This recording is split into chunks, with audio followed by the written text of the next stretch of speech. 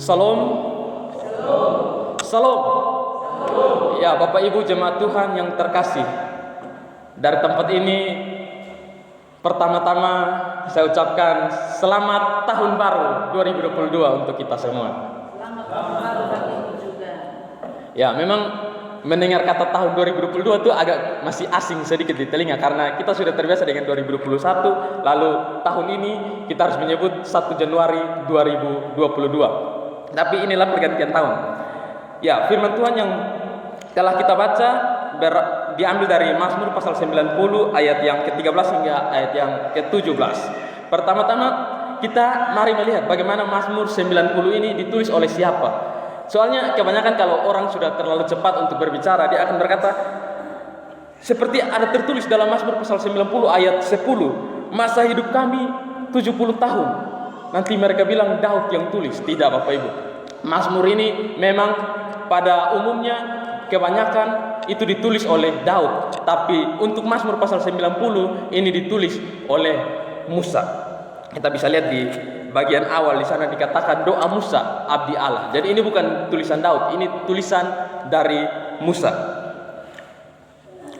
Lalu kita bisa melihat bahwa Mazmur pasal 90 termasuk dalam bagian-bagian dari kitab Mazmur. Kitab Mazmur sendiri terbagi jadi 5 bagian, 5 jilid.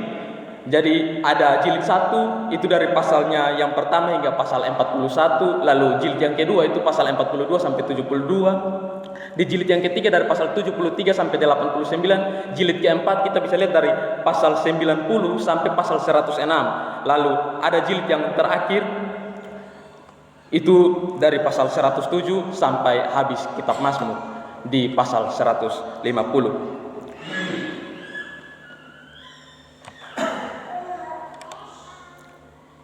Kembali kepada pembacaan kita. Kembali ya Tuhan, berapa lama lagi, dan sayangilah hamba-hambamu. Kenyangkanlah kami di waktu pagi dengan kasih setiamu, supaya kami bersorak-sorai dan bersukacita semasa hari-hari kami.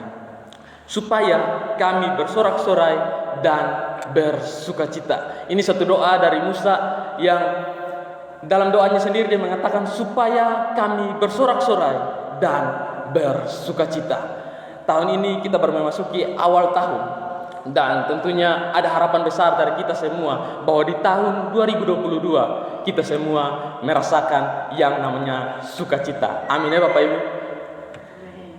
Kita merasakan sukacita. Oleh sebab itu di pagi hari ini kita akan belajar firman Tuhan di bawah satu tema, sukacita dalam menjalani hidup. Sukacita dalam menjalani hidup. Dari pembacaan kita bisa belajar beberapa hal mengenai sukacita. Yang pertama di ayat yang ke-14 kita bisa baca sekali lagi, kenyangkanlah kami di waktu pagi dengan kasih setiamu, supaya kami bersorak-sorai dan bersukacita semasa hari-hari kami. Supaya maka berarti ada karena apa? Kalau orang bilang saya makan supaya kenyang, berarti saya kenyang karena saya makan. Saya tidur supaya saya tidak mengantuk, berarti saya tidak mengantuk karena saya tidur. Berarti ada kebalikan di sini. Supaya bersukacita, dalam ayat 14 dikatakan kenyangkanlah kami di waktu pagi dengan kasih setiamu, supaya kami bersorak-sorai dan bersukacita semasa hari-hari kami. Maka bersorak-sorai dan bersukacita karena apa? Karena Tuhan mengenyangkan kami di waktu pagi dengan kasih setiamu, karena kasih setia Tuhan. Jadi yang pertama, sukacita karena apa? Sukacita karena kasih setia Tuhan. Sukacita, kesenangan, kebahagiaan dalam hidup kita seringkali datang dari hal-hal kecil, kadang datang dari hal-hal besar, dan bukan satu atau dua hal. Banyak orang memiliki banyak kesukaan. Ada orang bilang dia suka daging ayam, tapi kalau tempe pun boleh. Dia maksudnya sukanya bukan satu, sukanya lebih dari satu. Dan kebanyakan kita seperti itu, memiliki suatu kesukaan pada banyak hal. Tapi di sini dikatakan sukacita karena kasih setia Tuhan. Karena kasih setia Tuhan. Banyak hal di bawah kolong langit ini yang mampu buat kita senang, mampu buat kita bersuka cita. Tapi di ayat ini kembali menekankan sukacita karena kasih setia Tuhan. Ingat Bapak Ibu bahwa sukacita karena segala sesuatu yang ada di bawah kolong langit ini itu adalah sia-sia. Pengkhotbah mengatakan bahwa segala yang ada di bawah kolong langit ini, di bawah matahari adalah sementara, sia-sia semuanya.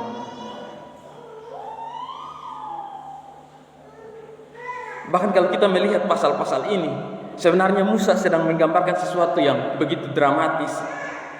Kita bisa lihat kembali dari ayat yang pertama, dia menggambarkan tentang keabadian Allah. Ayat yang pertama dikatakan, Tuhan, Engkaulah tempat perteduhan kami turun-temurun.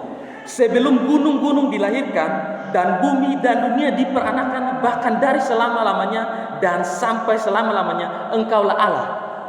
Tuhan telah ada dari sebelum dunia dijadikan, bumi ada, sampai selama-lamanya Dia tetap Allah, Alfa Omega. Tapi bagaimana Musa menggambarkan manusia? Kita bisa lihat, Engkau mengembalikan manusia kepada debu dan berkata, kembalilah hai anak-anak manusia, sebab di matamu 1000 tahun sama seperti hari kemarin. Dia mengatakan, Engkau menghanyutkan manusia, mereka seperti mimpi. Mimpi kita mimpi berapa lama? Tidur paling tinggi 8 jam. Tapi menurut penelitian orang mimpi paling tinggi 20 menit. Itu mimpi itu biasa pas mau bangun itu baru mimpi. Dan paling tinggi mimpi yang kita rasa paling lama itu hanya 20 menit. Dan Musa mengamalkan manusia seperti itu. Hanya 20 menit, tidak lama kita hidup. Seperti rumput yang bertumbuh di waktu pagi berkembang, lalu di waktu petang lisut dan layu. Ada satu kontras dari Tuhan yang abadi dengan manusia yang begitu fana.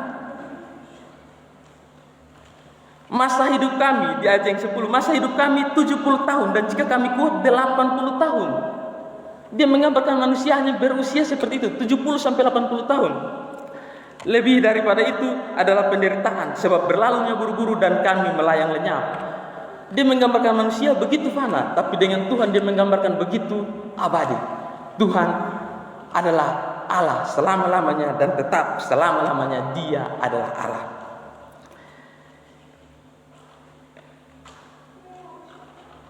Kalau begitu, kita yang begini fana, bagaimana kita bisa senang dengan hal-hal yang fana pula? Kita sementara berada di dunia, lalu bagaimana kita mematokkan kebahagiaan kita hanya kepada hal-hal yang juga sebenarnya dapat hilang dengan mudah? Bahagia itu, sukacita itu karena kasih setia Tuhan. Nats pembimbing tadi, Ratapan pasal 3 ayat 22 dan 23. Tak berkesudahan kasih setia Tuhan, tak habis-habisnya rahmatnya. Di bawah kolong langit ini semua ada awal dan ada akhir. Akan ada dia punya habis. Tapi kasih setia Tuhan dalam ratapan dikatakan tak berkesudahan kasih setia Tuhan.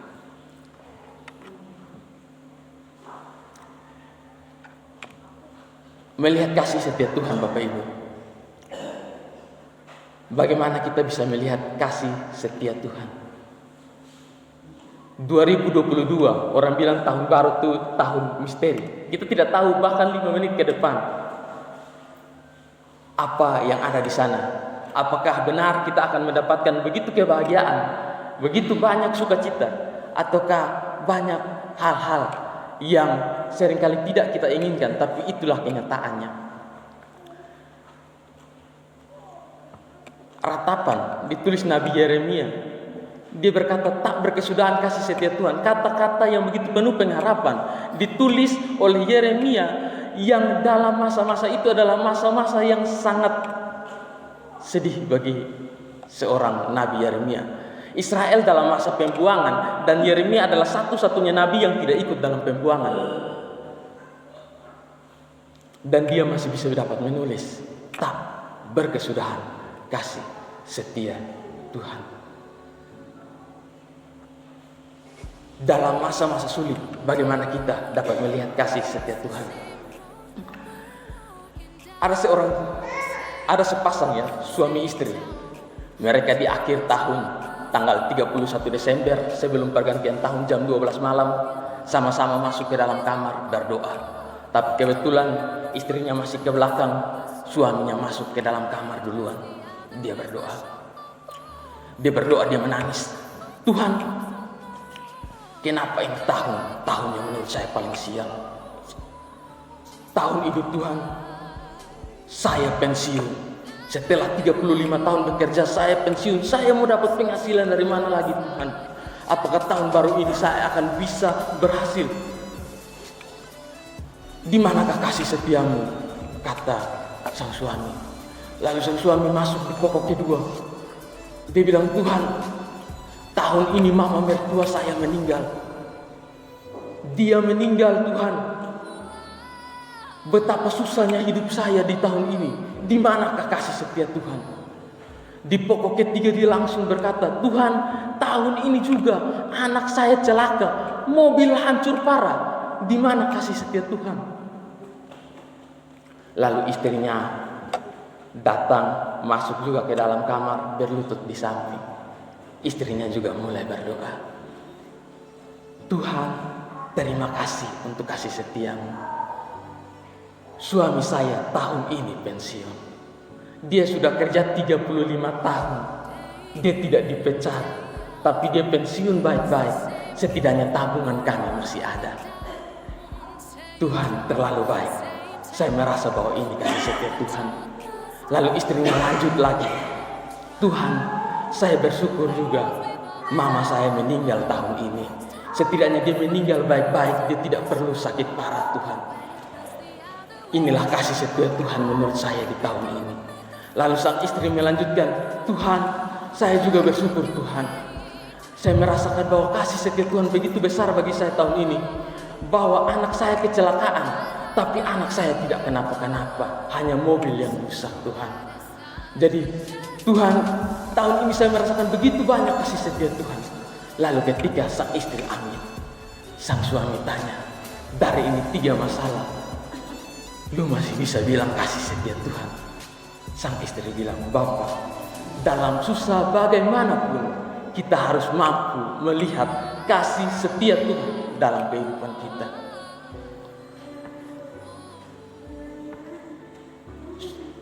Sukacita bukan karena hal-hal yang fana. Sukacita karena kasih setia Tuhan. Hal-hal yang fana mungkin akan habis. Hal-hal yang fana dapat lenyap. Hal-hal yang fana dapat punah. Tapi kasih setia Tuhan tak berkesudahan. Dan tahun ini, dasarkan sukacita kita juga pada kasih setia Tuhan. Jika kita mendasarkan kasih sukacita kita pada hal-hal yang fana, saya yakin ada saat-saatnya bahwa hal-hal fana itu hilang, lenyap. Tapi kalau sukacita yang dari Tuhan itu ada dalam hati kita, walaupun apapun, dalam kitab Roma dikatakan penindasan, kelaparan, ketelanjangan, tidak ada yang dapat memisahkan kita dari kasih Tuhan. Itu yang pertama. Yang kedua, kita bisa lihat di ayat yang ke-15, buatlah kami bersukacita seimbang dengan hari-hari engkau menindas kami, seimbang dengan tahun-tahun kami mengalami celaka. Di ayat yang ke-15 dia mengatakan, buatlah kami bersukacita. Dia ingin bersukacita. Musa ingin bersukacita. Tapi apakah dia tidak bisa bersukacita sendiri? Tapi dia mempercayakan sukacitanya kepada Tuhan. Buatlah kami bersukacita. Seringkali kita memaksakan, saya harus senang dengan kehendak saya. Tapi ada kalanya kita harus merelakan kepada Tuhan semua kehendak kita. Biarkan Tuhan membuat kita senang dengan jalan Tuhan. Biarkan Tuhan buat kita sukacita dengan jalan Tuhan.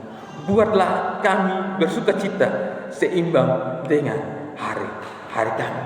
Percayalah bahwa Tuhan mampu. Susah apa yang Tuhan tidak bisa buat kita menjadi senang?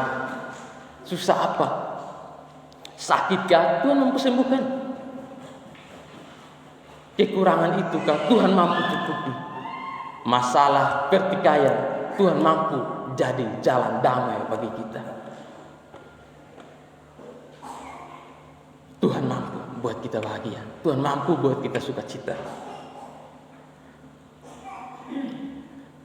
Buatlah kami bersukacita seimbang dengan hari-hari Engkau menindas kami, seimbang dengan tahun-tahun kami mengalami celaka.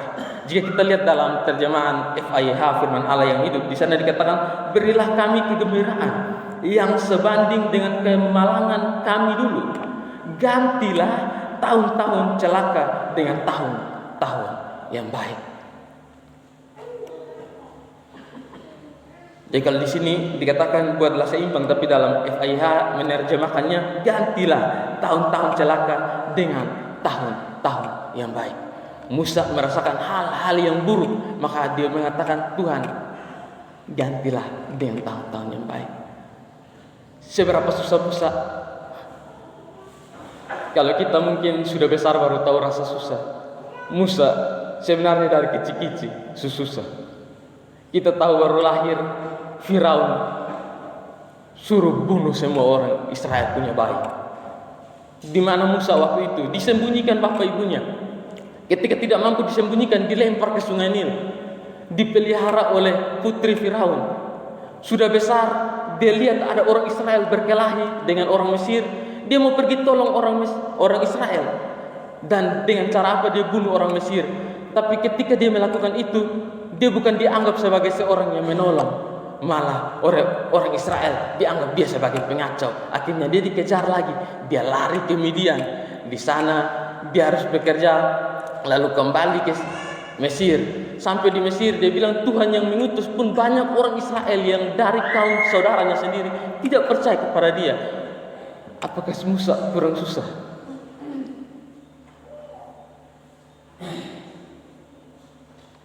Kasih tunjuk cara, kasih tunjuk bukti bagaimana Tuhan menunjukkan jalan. Tuhan yang utus dia.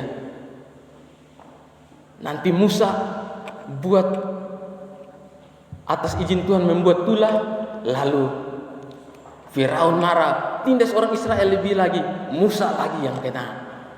Begitu terus sampai tulah ke-10. Akhirnya orang Israel dibebaskan oleh orang Mesir. Mereka lari. Dan saya rasa bahwa satu susah yang menurut saya paling kasihan dan dramatis adalah ketika Musa sudah bawa begitu banyak orang Israel sampai di Laut Teberauar, ternyata dikejar kembali oleh orang-orang Mesir. Firaun datang bawa pasukan yang besar mengejar mereka. Saya rasa itu kesusahan yang paling tidak enak. Ini kita sudah senang-senang, baru tiba-tiba sampai di sana laut, balik belakang ada orang mau bunuh. Itu rasanya sangat-sangat tidak enak. Bagaimana anak-anak kecil menangis, dia punya mama menangis, di marah-marah di mereka punya suami, lalu suami-suami balik semua menghadap Musa. Ini kesusahan. Ini hal-hal yang saya rasa Musa pun tentunya merasa bahwa ini tidak enak. Tapi Musa di sini mengatakan, buatlah kami bersukacita seimbang dengan hari-hari engkau menindas kami, seimbang dengan tahun-tahun kami mengalami celaka. Buatlah kami sukacita. Dia mempercayakan seutuhnya sukacita dia kepada Tuhan. Kita memasuki tahun yang baru. Pertama, gantungkan sukacita kita pada kasih setia Tuhan. Dan percaya bahwa Tuhanlah yang mampu buat kita untuk bersukacita dalam hal apapun, susah, senang. Jika sukacita Tuhan ada dalam hati kita, percayalah bahwa kita akan terus merasakan kasih setianya. Amin. Untuk kebenaran firman Tuhan, kita tundukkan kepala dan kita berdoa. Tuhan, syukur kami panjatkan.